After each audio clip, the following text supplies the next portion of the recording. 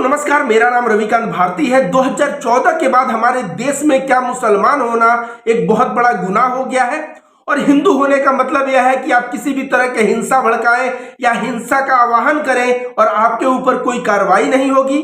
जी हाँ, मैं बात करूंगा दो मुस्लिम युवक का और दो हिंदू लोगों का।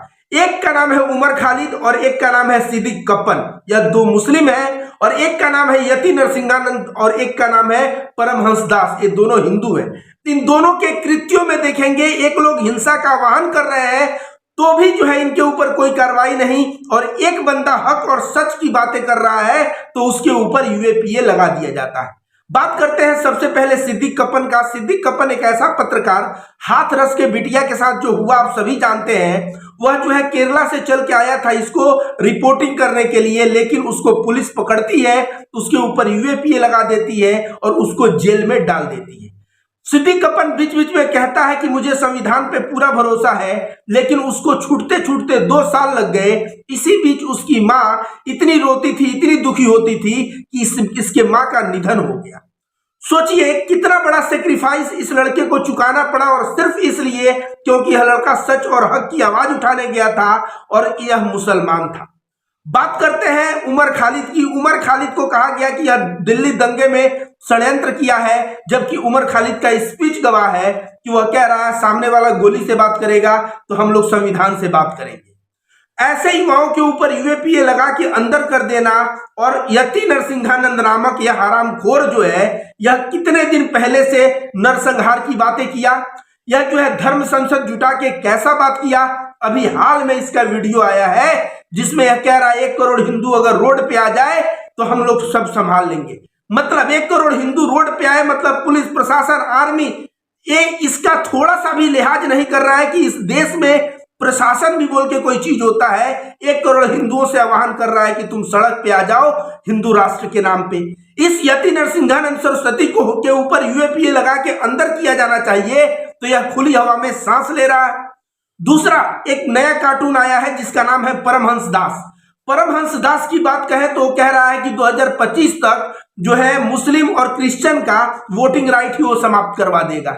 तो मैं कह दूं परमहंस दास, तुम्हारे बाप की औकात नहीं है, यह देश तुम्हारा बाप नहीं चलाता है कि मुस्लिम और क्रिश्चियंस जो हमारे ही देश के नागरिक हैं उनकी तुम नागरिकता समाप्त करवा पाओगे, वोटिंग राइट समाप्त करवा पाओगे।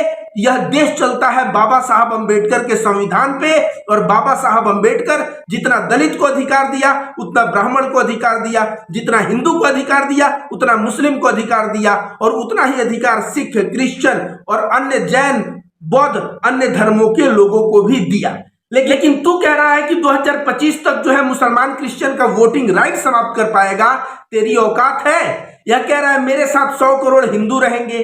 तो सोचिए बीच में यह जो परमहंस दास है शाहरुख खान के बारे में कैसा अनर्गल बयान दिया। ऐसा मुस्लिम कम्युनिटी के बारे में आए दिन वह बुरा बोलता है। तो ऐसे परमहंस दास और यति नरसिंहानंद यह खुली हवा में सांस क्यों ले रहे हैं? इनके ऊपर यूएपीए लगा के इनको अंदर क्यों नहीं किया जाता?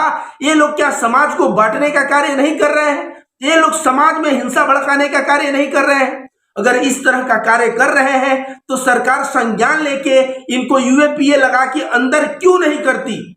क्यों नहीं करती? यह बहुत बड़ा सवाल है। और जो सिद्दीक कप्पन आया था रिपोर्टिंग करने, दलित बेटी के साथ हुआ था अत्याचार, और उस बेटी को रातों रात जला दिया जाता है, और यह रिपोर्टिंग करने आया है तो इसको पकड़ के इसके ऊपर यूएपीए, उमर खालिद के ऊपर यूएपीए।